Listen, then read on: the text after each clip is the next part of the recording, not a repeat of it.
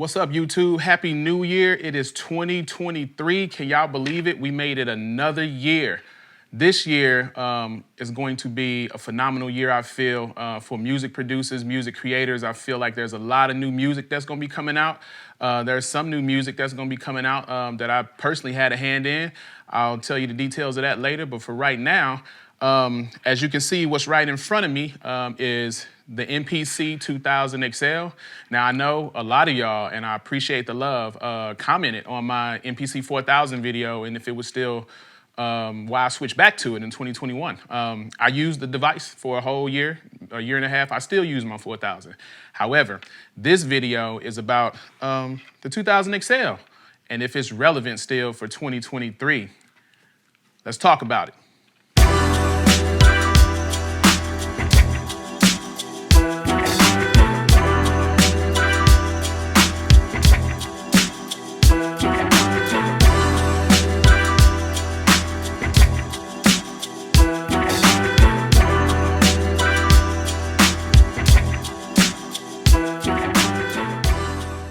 All right, guys, there's a couple house cleaning items we got to take care of first. First of all, if you're new to the channel, welcome, and I thank you for subscribing. Go ahead and hit that subscribe button.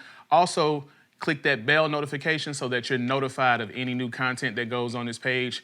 And lastly, if you like the conversation, the content around classic MPCs, 2000XLs, or any other thing that I might talk about, go ahead and give me that thumbs up like button. All right, let's get into it. Man, the MPC 2000XL. This was actually the first MPC that I bought, literally, this one, this exact one that you're looking at was the first MPC that I bought 20 years ago. So it has stood the test of time. I like this device. It is very, very, very, very simple to use. One of the things that I love about this device is it's basic. Right? You have about 7 or 8 things that you can do, which, as I take that back now, you probably got more than 7 or 8 things. Once you hit that threshold of what you're doing and how you're producing, it's got about 7 or 8 features that you really gonna use a lot. And beyond that, it's pretty simple. When I originally got this, it had the beige cage or beige top casing. And I wanted to add some pizzazz. You know, that was when the blue ones came out, and that was when the orange ones and all these other different ones came out, right? So I wanted to add some pizzazz. So I got the blue casing off eBay for a little bit of nothing. And I made the mistake of not keeping the beige cage. So I got rid of it. I think I probably even threw it away, which I don't know why I did that, because now you can't even find a beige top casing at all for it. And if you find it, somebody wants a whole lot of money for it, or it's in just terrible condition. As you can see, I've made the card reader addition to it. I did put the effects card in here. I've never had the effects card. It only has about 4 effects in it, but it's useful for certain things depending on what you're doing and how you're producing. I know there's a lot of people out there that say that the effects card isn't good and you can get better effects in post and all this stuff. All of that is absolutely true. However, if you're like me and you're making a piece of music and you're not attached to the computer like 100% of the time, you want to be able to add some kind of flavor to the track that you're making, especially with sample-based production in this, when you have your samples that you chop, or even if you want to add a reverb to a kick.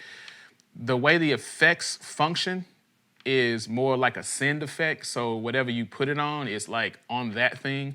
So if you want to put it over across tracks individually, you can't really do that in here. The software and in post is actually killer for that. But if it's just a sound or two, you got 4 effects to choose from, and you got a lot of different modulation type of things you can do. It's very basic, but it works. I added all new buttons. I put a new pad sensor in here, whatever they call them, little red circle things, the little torque things for pad sensitivity. I put them under these pads. I had to get a new screen because the screen was busted. This unit actually has a new main board in it, like the tact switches that control all this, everything that you see on top. That whole main board is new. Shout out to MPC Stuff, by the way, for having parts for older devices like this. If you have an older MPC, there's a couple places that you can go to get parts for these as they're starting to become obsolete. One of the main ones is MPCstuff.com, so shout out to MPC Stuff. I guess I should have started off by telling you guys that I actually sold this for $500 a long, long time ago. I bought it originally in 2003, and I wound up selling it in like 2007 for $500. After I got to using my 4000, I was in love with it, and I was like, man, I wonder whatever happened to that old 2000XL. So I hit my buddy up. I bought it back from him, and I changed the screen was busted, so I got a new screen, put the card reader in here, put the effects card in here, got a new main board for it, new white buttons. I got the 8-ounce card put in the back as well, and it's got all maxed out memory. So essentially, this bad boy is new. I actually have some black pads for this. I don't know which one look better. Y'all let me know what y'all think. Black pads on the blue MPC or gray pads on the blue MPC. The main question of the video, is it relevant for 2023 to continue to use an MPC 2000XL? Yes, it is. I'm going to tell you, yes, it is. I think when it comes to music production is all about creativity. It really does not matter what tool you use. I still know people who have SP1200s, like the original ones, like, yeah, they look really old, and some of them are in terrible condition, but they still work. And those producers that I know that have these devices, they love their gear. They love what they love. I know people who have classic MPCs, new MPCs, and I know people who just use software only. I think it really comes down to what are you comfortable with? The tool is the tool. Creativity is in here. It's in here, and it should be driven by this, right? I went back to this one in particular, in addition to the 4000. I still use my 4000. I love my 4000. I love how most people say that the 4000 is deep, and it's a lot of stuff you can do in the 4000. That is true. To me, that's a benefit of that machine. That machine preceded all of the stuff that we know today that's in software DAWs and even the new MPCs. It was able to do a lot in terms of manipulating sound at the time that it came out. Shout out to all the 4000 users, by the way. We don't get no love. Like, people crap on the 4000 like it's the worst MPC ever invented. In my opinion, and I know it's unpopular, there's this one MPC that all our favorite producers use that's got this certain man's name inscribed at the top that's printed on it. People swear that that's the best MPC that ever was made. I disagree. I like the simplicity of it. I like that you don't really have to do much. The menu screen that's on it and the operating system is very simple. Chopping samples is very easy on this. It is older, so it is a little bit slower in terms of processing those chops. The chopping process in and of itself isn't all that much different from today or any other device you might use.